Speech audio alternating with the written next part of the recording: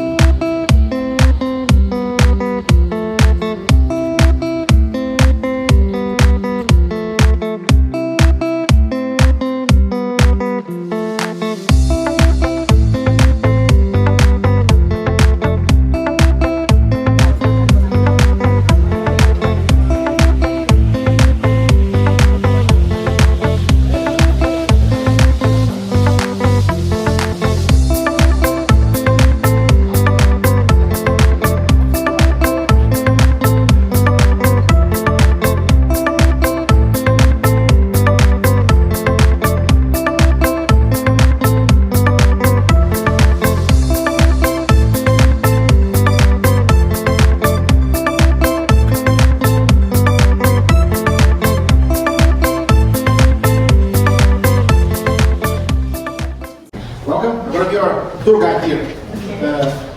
So my name is Mario.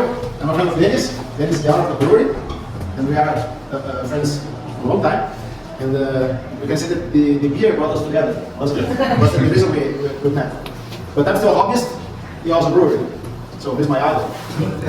But I don't work with beer. I work with mechanical engineering. Although there are some links between the two, but beer is just my hobby and also a passion. So Dennis asked me to come on the tour, and it's a pleasure to be here and help out with this. So, going further, we can say that we are in what we would call in Portuguese kitchen. Mm-hmm. In English, not necessarily people refer to where they make the beer as the kitchen, but one of the reasons why we call it kitchen is because the process that we do here is a kind of cooking.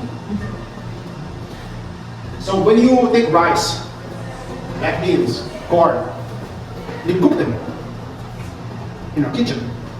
Naturally, it will start to become sweet. Even if you don't add any sugar, it will become sweet. You can taste it, and you're going to see it's going to be sweet. When you make porridge, mingau, it becomes sweet on its own. But if you taste the flour raw, it's not sweet at all. And also, if you eat the grains raw, you won't be able to digest the grains. So, cooking was discovered or invented in order to make food more accessible. Going back to millions of years, when fire was discovered, after fire, we can say that the man would, in fact, live amid the forest and start to settle down, and that helped them not be nomads anymore. Because before that, they could only rely on hunting and getting fruit from the trees. It was not until the Middle Ages that a way to make the beer bitter was discovered by some monks in Belgium, in Germany. Borders were not very defined in those days, but the monks were the ones that discovered this bittering agent that we call hops, lúpulo. It's a bittering agent which has also antibacterial properties, so it helps to preserve the beer. The hop is a kind of a seasoning for the beer, kind of spice for the beer. Without hops, a beer is going to be like a liquor, very sweet. Okay. So how do you get to that point of the sweet wort for the beer? Well, you need to start with the grains. The grains more widely used for the beer are the barley grains, cevada. But cevada on its own, as it comes from the field, by the way, that's not barley. But the barley, straight from the field, is an unmalted barley. Although you can make beer with that, you can improve a lot the beer if you use malted beer. Malt is a process in which you expose the grain to moist at a certain temperature, and you let it sprout, germinate. So once it gets sprout, you dry them, chocolate flavors to the malt. There's a myriad of flavors being part of the malt during the malting process, and that will define the beer that we're going to make. The recipe for beer calls for a certain view of malt. So depending on the beer you want to make, is your selection of malts that you have to use. Okay, now we have the malted barley. We're going to crush this malted barley. We're going to mill finally this malted barley, but still keeping all the skin in it. And all this kind of powder, you're going to start and put it in your mash room, in your cooking kettle. You crush it, you mill it, and it comes here. Give me all the skin here. The skin is important to be kept in the process too. We're going to talk about that in a minute. So after, can please get closer. So you're going to have an amount of milk, malt in here, and water. There is a defined proportion for that, also in the middle of the beer. It's part of the recipe. So it's going to be here cooking from 1 to 2 hours, or maybe even longer. During this process of cooking, big sugars, what we call starch, will be broken down into small sugars. These small sugars are digestible, even from us, and also from the yeast. If you don't break down the starches, if you don't cook it, the yeast won't be able to eat the beer and transform it. Eat the wort and transform it. So after this cooking process is done, this beer is pumped through these pipes to this vessel. In this vessel, it's going to be filtered. It's called the lauter tun. This is the mash tun. This is the lauter tun. The lauter process is a filtering process. Remember I told you that the skin was important. So the skin is important because it's going to make a bed in here. And this bed of skin will actually filter out. Help filter out. We have just in here, we have a pierced metal sheet in here, full of holes, on top of which this bed of skin will be seated, and the beer will be made to recirculate around it. The more it recirculates around, the clearer it becomes. So the skin is what actually filters beer. The same way that the skin and the narrow branches filter out the Hiroshima when you're drinking. If you don't leave a bit in the middle, it doesn't filter out, then you drink a lot of stuff. You need to leave a little bed of branches on top of the color. So, after it's filtered out, then it's pumped to the boiling cap. By the way, this is just a reservoir of boiled water that is used in the process.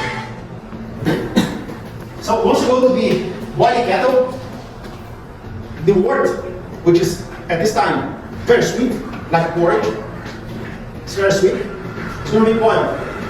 When it reaches boiling point, then you're going to add the hops. It's a very important process. It has to be strictly controlled. You have to control basically 2 things: the amount of hops you put in the timing of the hop addition. The hops are going to be the bitter agents for the beer. The more hops you put, the bitter the beer becomes. The longer they boil, the bitter the beer will be. Just take this thing and just circle it around for a couple of minutes. Then you take it out and let it sit. The hops will collect at the middle of the kettle. Then you pump the wort out and you remain in the middle. So this wort has to be pumped, and it's going to go through a heat exchanger in the back. The heat exchanger will lower the temperature to the point of the fermentation temperature. It's very important to lower the temperature to the proper fermentation temperature for the particular yeast that you are using, which depends on the particular beer that you want to make. If you're making a lager like this one, you're going to ferment it in temperatures that can start from as low as 8 degrees centigrade up to maybe 18 degrees, depending on the recipe and the yeast. Whereas an ale means a temperature from 18 up to 17, 18, up to 24, or even up to 30 degrees, depending on the beer that you're making. If it is a Belgian beer, you can go as high as 30 degrees, depending on the beer. So it's going to be cooled down to the appropriate fermentation temperature, and then it's going to be pumped to the fermentation vessels. This is a small fermentation vessel. The big ones are on the other room. And if it's going to be sitting for a couple of days, maybe weeks, to ferment and then to mature. It all depends on the beer, on the amount of yeast, and in the process that the brewery defines as the best for the equipment and the beer that they're making. Dennis said that the quickest beer he has is a 14 days beer from grain to glass. And in general, they take a week to ferment in these vessels. After reaching fermentation, temperature then is controlled. If it is a lager, it's going to be dropped down to 4 degrees to mature it and to clarify. Okay? And then, after this process is done, you can drink it. Or maybe you can drink it before it's done, like we are doing. We are drinking a beer before it's completely finished. I'm drinking now, you are not yet, but you will. You are not yet. Drink a beer like this, it's not clarified yet. Give it time, it will become very clear. Does it change the taste? It does change the taste. If it was a wine, it would be what people call natural. If it was a sparkling wine, also the natural one, which is the unfiltered one. This is also unfiltered. And actually, all these beers are unfiltered.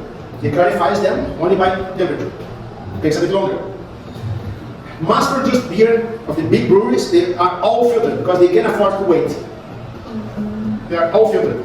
But filtering, the same point that it makes a very clear beer, it also removes some important flavoring agents when it filters. By the way, it's not anything to father days, but you don't get this very often in breweries visit. This is really rare. You get this close and drink from the ferment. In general, you never get it. So it's pretty simple. So guys, please. So I'm gonna just demonstrate quickly in my glass. Then I'm gonna repeat. Your goal is to get the foam up to the rim, to the top. Always to the top of the foam. What you may do, if you want less beer, is to put more foam, but always to the top. I just show a bit, and then I'm not gonna fill it up completely, but I already have it. So, and I have to do some stuff. So, open up, not a lot. You can control the foam also by the amount of opening. You also incline the beer, once you start to fill it up, you straighten it and wait for the foam to get to the top. Try it. Wait, open slightly. You can touch it. Like that. Yes. Keep it in line. You only straighten it when it's already halfway through. Yeah, can straighten that now. Keep it open. And wait for the foam to reach the top. That's the proper way. Otherwise, it won't help. More or less like that. It's a proper way to pour a beer. Go to German or any bar in the world, they will never pour your beer halfway through. Always the top, or you get your more of this. Again, you can open it up. Bit more. Yeah, don't worry. Close it. Yeah, that's it. Wonderful. Perfect. Wonderful. Even if you can leave it slightly above the top, you get a nicer effect. So the first effect of that is the look of it. But also it helps to keep the beer from the oxygen, which in oxidized beer, although oxidation is not that fast. Okay? But another thing that the foam does for you is to provide a heat insulation layer, and that's a very, very effective.